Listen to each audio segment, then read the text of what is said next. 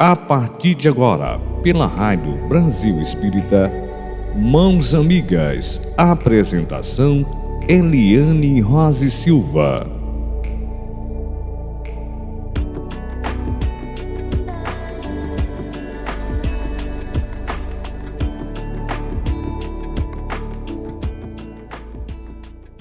Eliane Rose Silva. Boa noite, amigos, ouvintes, internautas.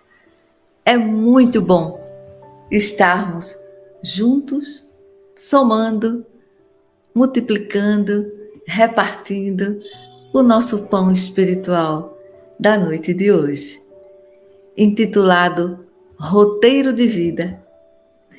E o que nos levou a trazer este tema carinhosamente para vocês é um artigo muito bom chamado Proposta do Evangelho, da autoria de Leones Soares. Então vamos analisar esses parágrafos, vamos fazer os comentários, tá? E qualquer dúvida, qualquer pergunta sobre o tema, ou até mesmo até fora do tema, estejam sempre à disposição. Interagir é o verbo luminoso existente entre nós. Tá bom assim? Então, e plantonistas seremos sempre e sempre, porque o plantão do programa Mãos Amigas é exatamente esse, é o querer estar repartindo aprendizados, né? E é uma realização, nosso programa, da RBE, Rádio Brasil Espírita, iluminando consciências. Então, assim, sempre estejamos dispostos a essa interação, né? Então, vamos lembrar que estamos substituindo a nossa companheira confrade, que fazia o programa Mãos Amigas, Rilvane Carvalho, que está enfrentando, com muito estudo e pesquisas, o seu mestrado. Então, Rilvane, daqui o nosso abraço, viu? De toda a nossa equipe, pelo sucesso que com certeza vai lhe acontecer. Parabéns por essa garra. E aí, repartindo hoje o nosso tema, que já citamos, Evangelho, Roteiro da Vida. Então quando colocamos a expressão repartir, é porque nós estamos colocando amor na divisão. Se dissemos assim, vamos dividir o pão espiritual, aí soa a impressão de que em cada um de nós, em nossas mãos, vão chegar fatias iguais. Não é isso? E quando falamos repartir, essas fatias vão chegar em cada um de nós em tamanhos e espessuras diferentes, devido ao nosso estado receptivo do tema, do estado também interior, como nós nos encontramos, tá? E aí está aqui o artigo. Vamos ler os parágrafos e fazer os comentários. A proposta do Evangelho. E o Leones Soares nos diz assim: na nossa caminhada evolutiva, transitamos por vários estágios de comportamento, os quais vão desde o egoísmo total ao desprendimento integral. Para alguns, o tempo dá apenas para cuidar de si mesmos, de suas necessidades e interesses. Para outros, o tempo é pouco para contribuir na construção do bem comum, de um mundo melhor. Entre um extremo e outro, percorremos estágios intermediários, enquanto a vida aguarda o nosso despertar. Podemos dizer simbolicamente que temos 5 fases distintas de relação com o doar-se. No primeiro parágrafo, nós costumamos sempre dizer que tempo é preferência. Cientes disso, conciliemos e enriqueçamos nosso precioso tempo. Nos estágios intermediários do nosso tempo, façamos nossas escolhas em prol do bem.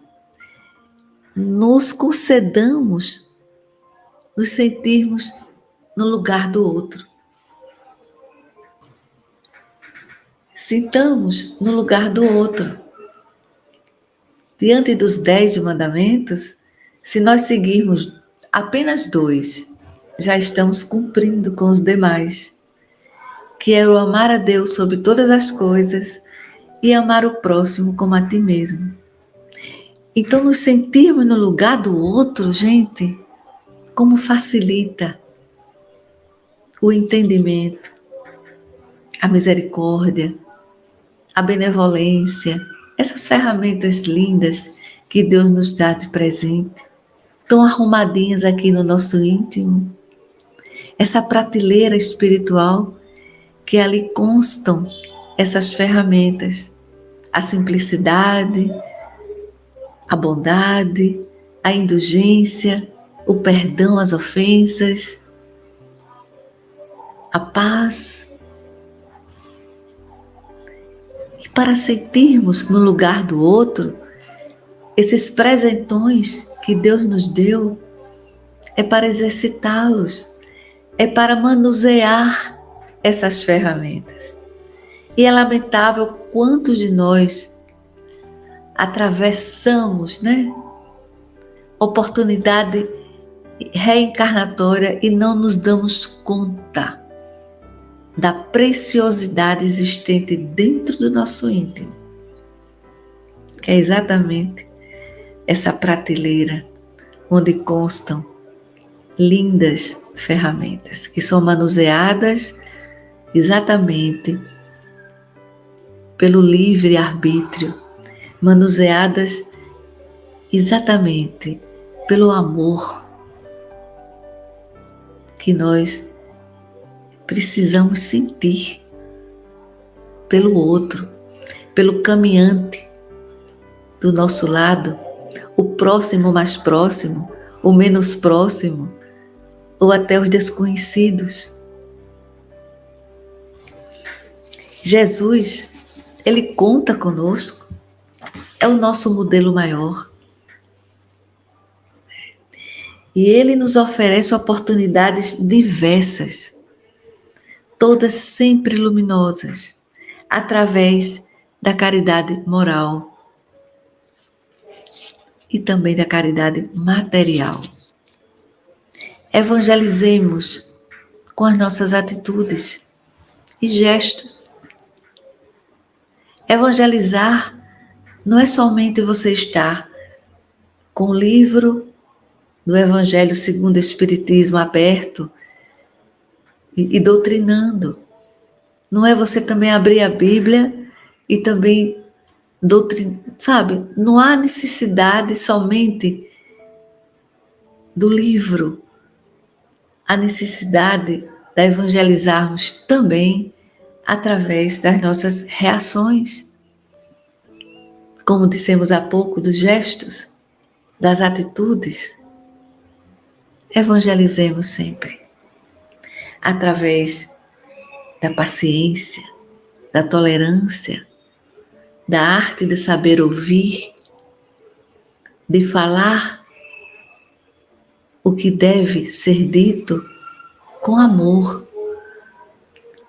É falta de caridade nossa querermos que o outro pense e age igual a nós, que estamos galgando gradualmente, subindo um degrauzinho evolutivo, até pelo fato de estarmos aqui com o nosso programa,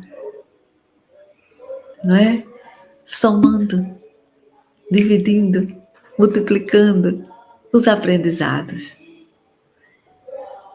Então, tenhamos esse cuidado de exatamente não cobrar do outro o que já estamos adiantando paulatinamente.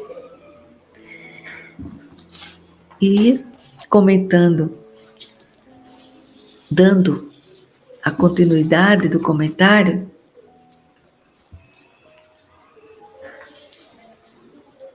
e dando prosseguimento ao artigo, a primeira fase é caracterizada pela indiferença à necessidade do outro. Não nos importa a dor alheia. Os nossos problemas e necessidades são tão grandes que não conseguimos enxergar os do outro. Tudo é para mim e nada me satisfaz, porque o ego é insaciável e eu estou determinado a atendê-lo. É a fase do egoísmo total. Ainda somos muitos os que estamos presos a esta fase. E para sair dela? Então, nesta primeira fase,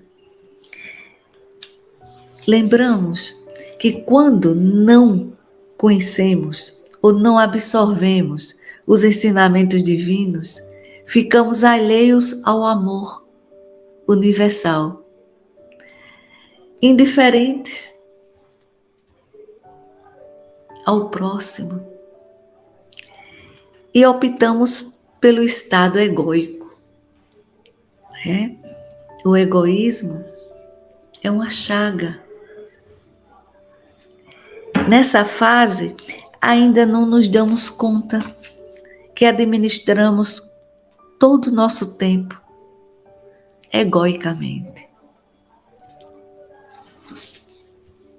E aí vamos entrar na segunda fase.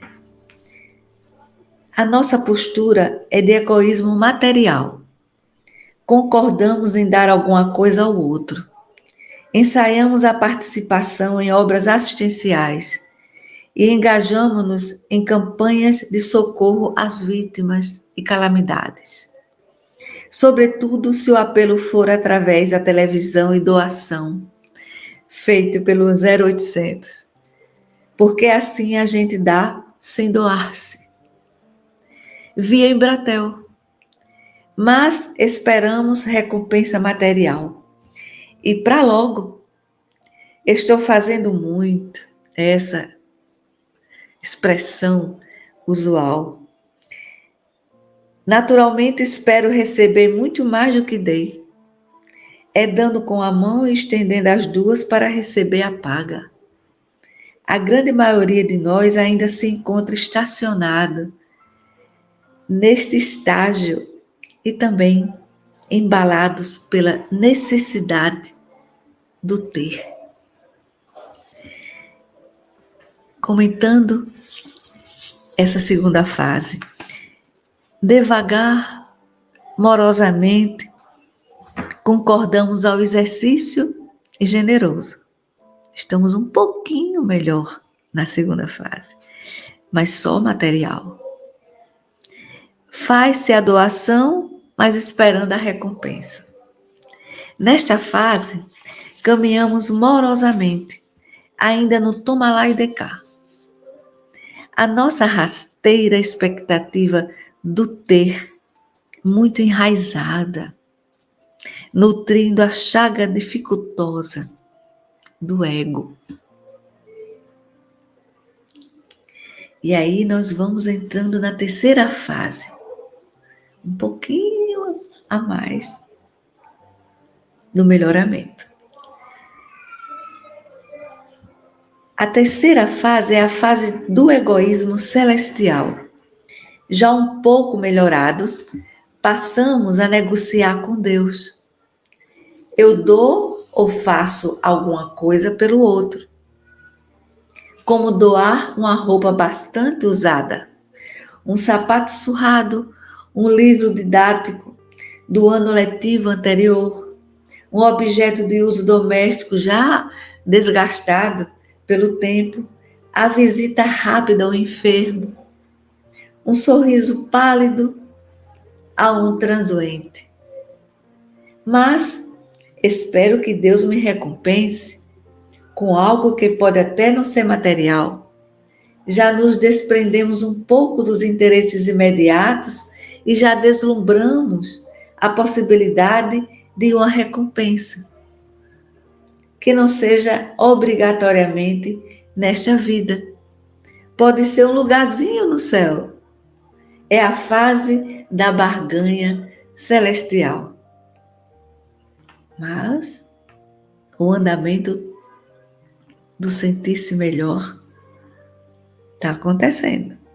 Aí vamos comentar a fase. No esforço evolutivo, entramos na terceira fase ainda dificultosos, pois nos descobrimos capazes de exercitar as caridades, a moral e a material, na condição de melhorados, mas negociando com Deus. Esperamos ser recompensados. Tipo, nos desprendemos, ajudamos, mas ainda cobramos do Pai Maior bênçãos. Vamos partir agora para a quarta fase. E o texto nos diz: é a da grande descoberta. É quando passamos a sentir a alegria de fazer desinteressadamente. E quando fazemos sem esperar. Porque a recompensa está na satisfação e na alegria de servir. Você passa a perceber que recebe muito da vida e quanto mais dá, menos lhe falta.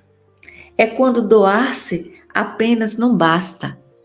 É necessário promover o outro para que ele aprenda a evoluir por si. É como se você fosse um instrumento. As coisas fluem pelas suas mãos. Você apenas permite ser um veículo do bem. Os seus interesses já se confundem com os interesses do bem comum.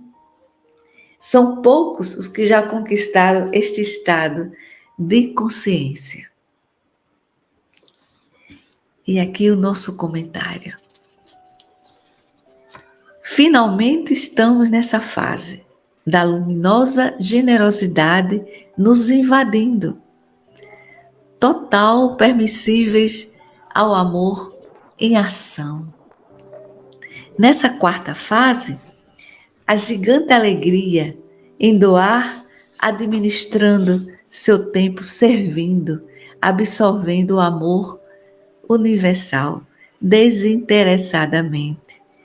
Estamos pondo o óculos da bondade, definitivamente. Nessa luminosa fase, nos transformamos em agricultores espirituais da herança que Deus nos deixou. A imensa lavoura chamada o próximo. E aqui nós vamos continuar lendo o artigo e vamos para a última frase, que é a quinta fase. É a da plenitude. Nela o ego já foi abandonado. Já não sou eu em que vive em mim, mas Cristo que vive.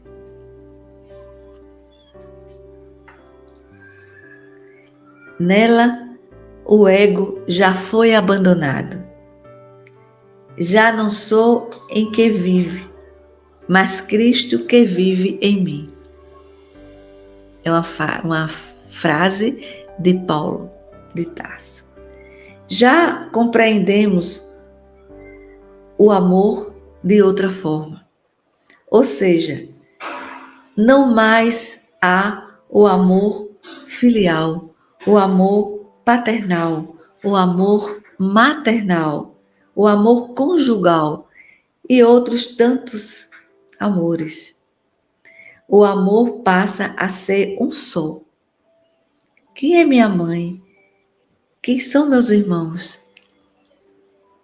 É uma frase interrogativa de Jesus, quando Pedro o abordou no Sermão da Montanha, avisando que a sua mãe e seus irmãos estão aqui. É o amor universal, quando Jesus assim responde: quem é a minha mãe? Quem são os meus irmãos? Esse é um parênteses que nós abrimos aqui na leitura. A plenitude é total.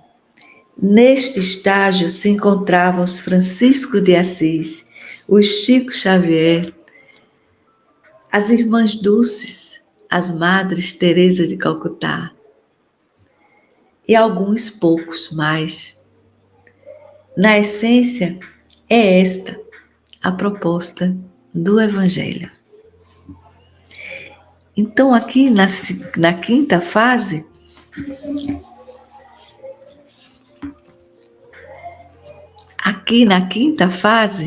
meio que ainda impalpável, por ser a fase da plenitude, estaremos cônscios de que a teremos como meta. Chegarmos ao ápice pleno, atingirmos a perfeição tão almejada. Com certeza, nós vamos atender a pretensão de Jesus, atravessando várias encarnações, e Jesus feliz em nos assistirmos em cada uma delas, melhorarmos. E a pretensão dele realizada, que cheguemos à angelitude, que cheguemos à perfeição. E aumentemos a nossa fé, chegaremos lá. Queremos, nesse momento, trazer-nos essas informações como bússolas para todos nós. O Espiritismo norteia, é a nossa bússola. O Evangelho é a rota. O amor universal é a meta. Exatamente a religião de Jesus. É o amor universal. Estudar o Evangelho é descobrirmos nele o fármaco divino, como diz o confrade, amigo, Avelar Alessio. Santo Agostinho, ele nos afirma, a palavra amor está inscrita em todas as frontes. Olha que maravilha. Implantemos, pratiquemos, divulguemos o Evangelho no lar. Quando realizamos o Evangelho no lar, nós estamos convidando Jesus a estar conosco naquele momento. Toda a família reunida, ou apenas alguns membros. E como espíritas, nós busquemos realizar o ecumenismo no lar, escolhendo uma vez por semana um membro nosso nessa realização. Se a nossa mãe é católica, nós vamos dizer: mãe, traga o jornalzinho da missa e o Evangelho do Lar. Essa semana é você que vai ministrar. E nós ali estamos todos sentados ouvindo. Podemos participar, lendo a primeira leitura, o outro faz a prece, lê a segunda leitura, faz um comentário. Na semana seguinte, nós convidamos o pai que é protestante. Ô pai, é você que vai conseguir nos deixar tão aqui felizes, realizando essa semana o Evangelho no Lar. Traga aqui a sua Bíblia. E aí ele realiza. E nós estamos ali, participando. Na semana seguinte, na próxima, nós, espíritas, convidamos para continuar o nosso culto no lar. Com o Evangelho segundo o Espiritismo, evidentemente que nós queremos muito que todos estejam, mas se algum não esteja presente, não vamos insistir. Façamos a nossa parte. O exemplo arrasta. É uma afirmação do nosso inesquecível Chico Xavier. Se o Evangelho é rota, é rumo, não façamos esse trajeto lindíssimos.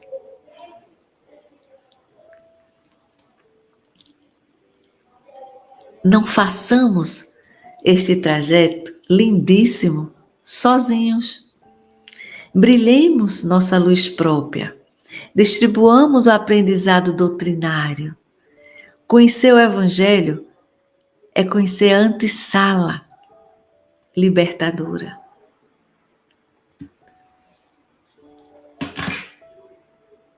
Aqui no nosso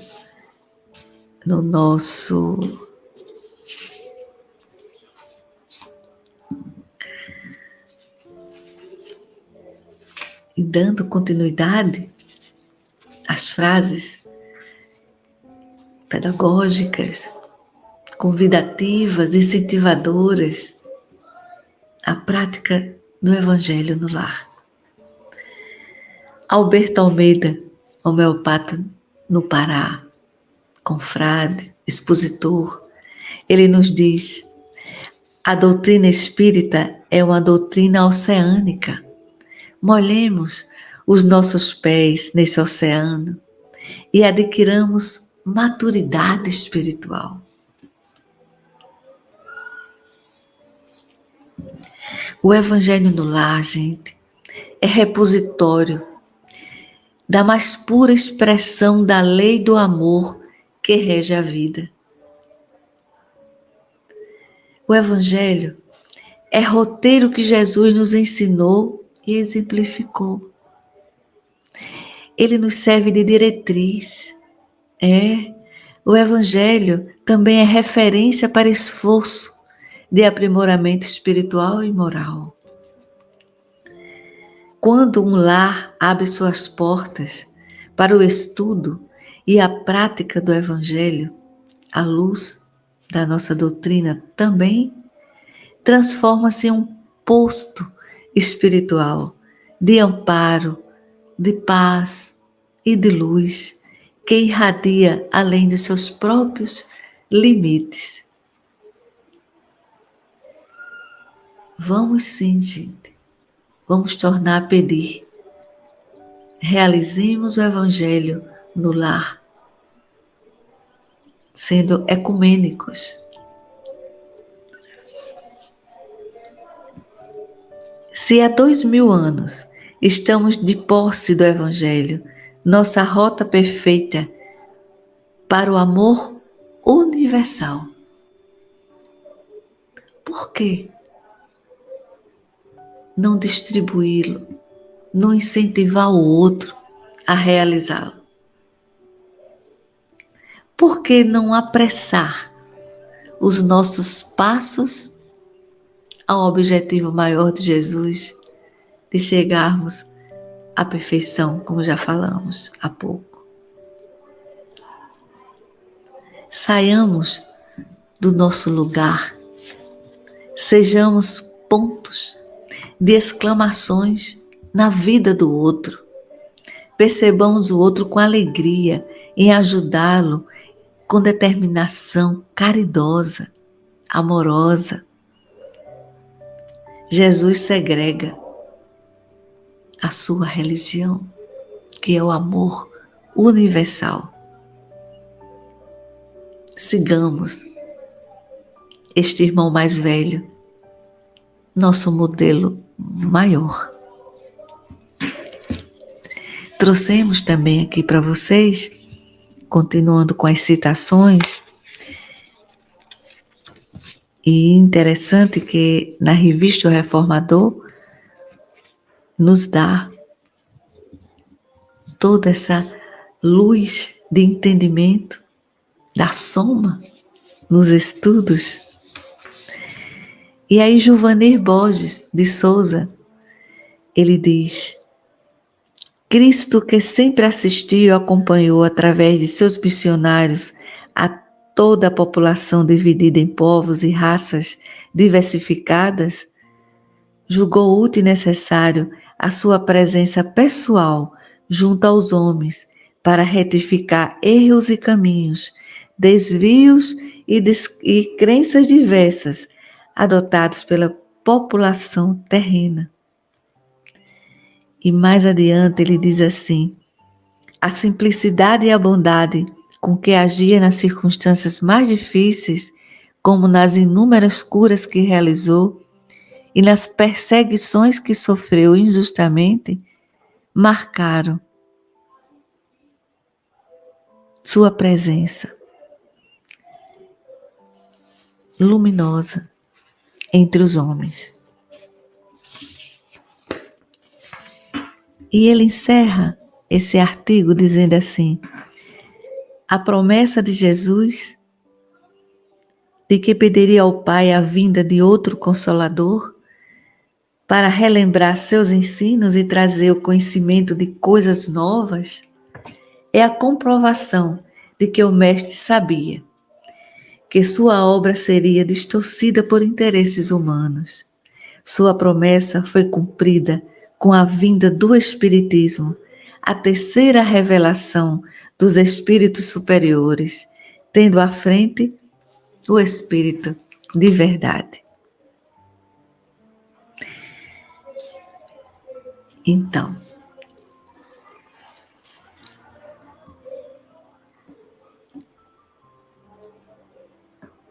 sua promessa foi cumprida com a vinda do Espiritismo, a terceira revelação dos espíritos superiores, tendo à frente o Espírito de verdade. Acolhemos em nós, sejamos caridosos conosco também. Nos descobramos capazes ao auto perdão. Sabe? E assim torna-se muito mais fácil de amar a si e ao outro. Nos coloquemos sempre à disposição de nos sentirmos no lugar do outro. Sempre nos oportunizemos estarmos plantonistas deste amor universal, indistintivamente. E Deus apronta conosco, com seus filhos. Ele nos oportuniza situações, ocorrências, sabe, que nos levam a nos sentirmos praticando a nossa luz própria. Nós não podemos armazenar a nossa luz. Ela existe em nós, como biblicamente João nos coloca, somos centelhas divinas, então somos luzes. E não podemos armazená-la. É para distribuí-la sempre, porque ela é interminável. E se somos centelhas divinas, e somos filhos de Deus, e somos todos irmãos no planeta, se assim somos, possuímos o DNA de Deus. Olha o tamanhão da responsabilidade dessa prática maravilhosa. Nós estamos nesta oportunidade reencarnatória, que virão outras e outras, cada vez mais nós vamos nos intensificarmos, vamos nos dispormos a este amor que Deus espera de nós pelo outro. Que a paz nos envolva, que essa paz residente dentro de cada um de nós nos acarinhe nesse momento também, elevando nossos pensamentos ao alto e vamos dizer assim: gratidão, Jesus, gratidão, Pai maior, nosso Deus, gratidão, nossa Mãe Maria de Nazaré, por esta herança, por esta incrível lavoura que nos faz mover o amor, de pôr este amor em ação. Gratidão ao Alto Divino por termos o conhecimento de que vibrações e pensamentos atravessam oceanos, daí podermos orar, fazer preces, nossas amorosas súplicas em cada canto do planeta. Como, por exemplo, este conflito entre a Rússia e a Ucrânia. Vamos pô-los em nossas preces para que cesse estes descabidos conflitos.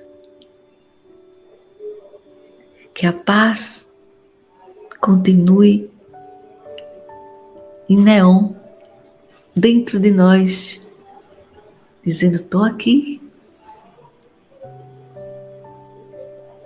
Jamais procuremos a paz externamente. Não vamos culpar, não vamos atribuir, sentirmos pacíficos dependendo do outro. Não, ela reside aqui, dentro de nós. Distribuamos, vamos reparti-la a cada segundo. Não é uma vez por semana, não é uma vez por mês. Mantenhamos ela coladinha a nós. Como nós não podemos mais nos desligarmos dos aparelhos de celular, né? Tenhamos também o nosso bip coladinho a nós. O bip espiritual, que é a benevolência a indulgência e o perdão às ofensas. Plantonistas do bem. É exatamente esse fortalecimento, esse erguimento pessoal, espiritual, que nós temos uma imensa gratidão à existência do Evangelho, que é um verdadeiro roteiro para as nossas vidas. Que Deus abençoe e que ilumine cada um de nós, sempre. Que Nossa Senhora Maria de Nazaré continue pousando seu manto sagrado, nos acolhendo com tanta bondade, as nossas rogativas. Que Jesus, esse mestre maior, esse príncipe da paz, continue cada vez mais coladinho a nós, nos ofertando tantas oportunidades ao exercício do amor universal. Muita paz para vocês.